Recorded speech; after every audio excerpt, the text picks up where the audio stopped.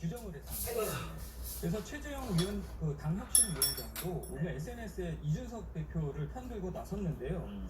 권성동 원내대표의 말실수, 윤 대통령과의 텔레그램 문자 유출은 해당자가 책임을 지면 될 일이지 그걸 비상 상황이라고 볼 수 없다라고 비판을 했습니다. 그래서 현재 국민의힘 비대위는 정치적으로나 법적으로 논란의 여지가 많아 보입니다.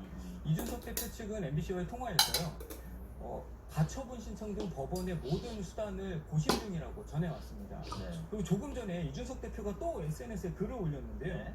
이 비대위 체제를 요구했던 초선 모임 성명서에 익명으로 의원들이 참여한 걸 지적하면서요. 네. 앞으로 모든 내용은 기록으로 남겨서 공개하겠다.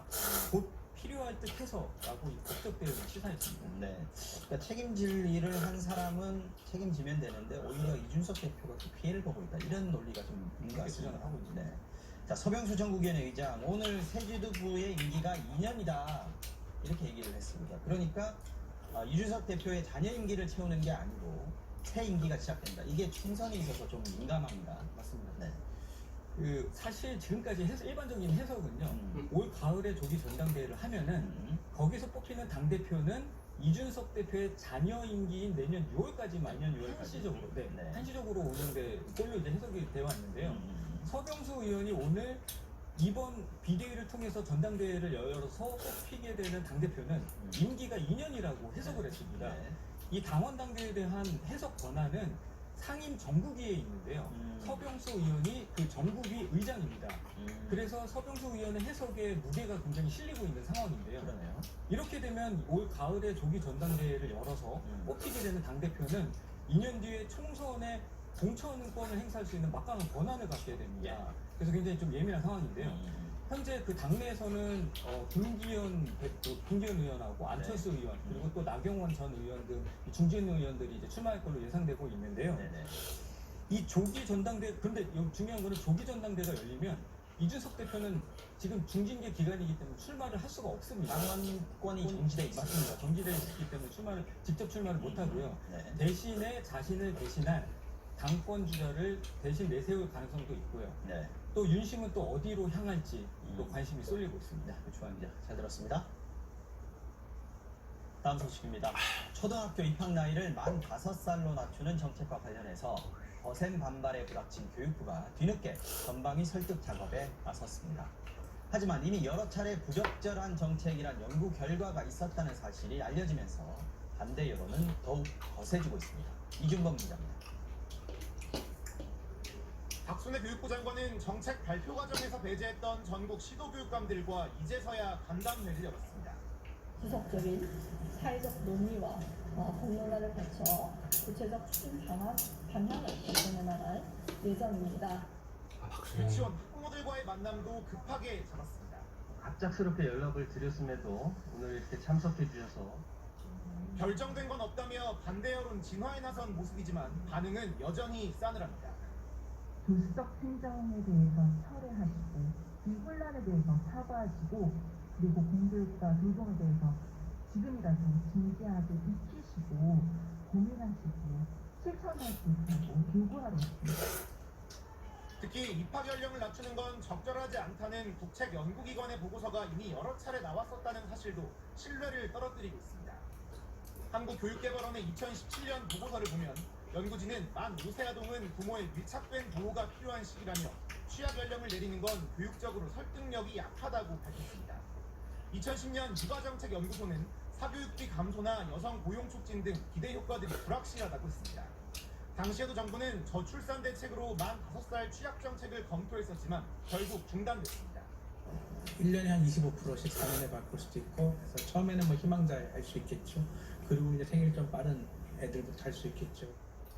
교육적 문제는 물론 실현 가능성도 낮다는 결론이 나온 정책을 다시 무리하게 꺼냈다는 비판을 피하기 어려운 대목입니다.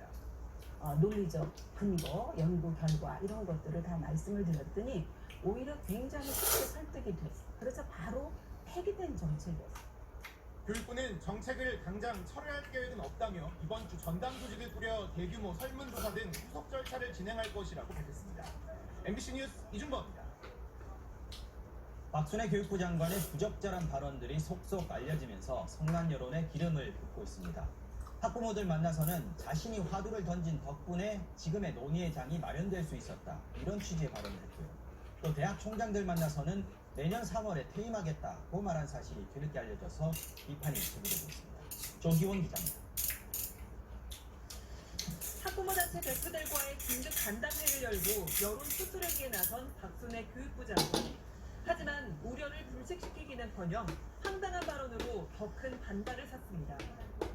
만약에 제가 교육부가 업무 보고에 이런 화두를 던지지 않았다라면 언제 우리가 지난 한 5, 60년 동안 이렇게 학부모님들의 목소리, 가슴 아픈 사연들을 직접 얘기하면서 같이 논의할 수가 있었겠습니까? 비판이 쏟아졌습니다.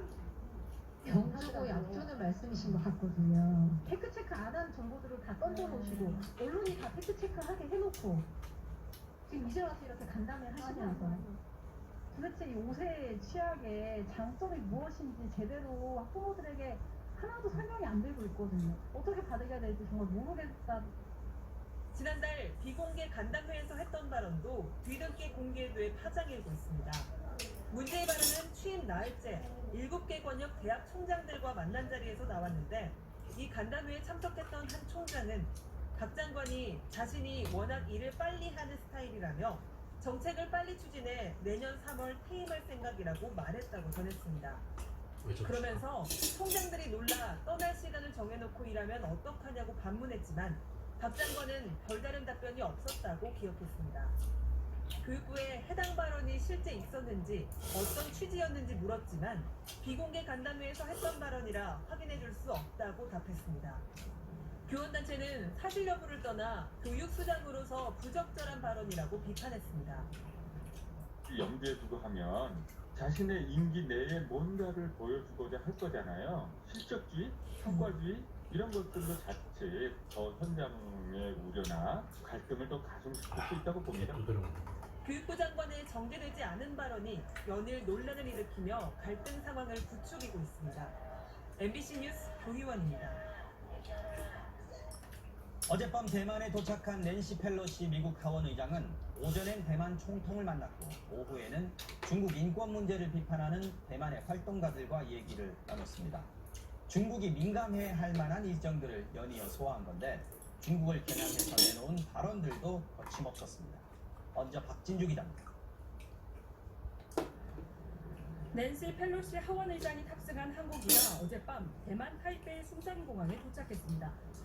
말레이시아 쿠알라룸푸르를 떠난 전용기는 바로 가는 대각선 항모 대신 중국이 영유권을 주장하는 남중국해를 피해 오른쪽으로 2시간이 더 걸려 들어갔습니다. 대만 초고층 빌딩 전광판에는 고만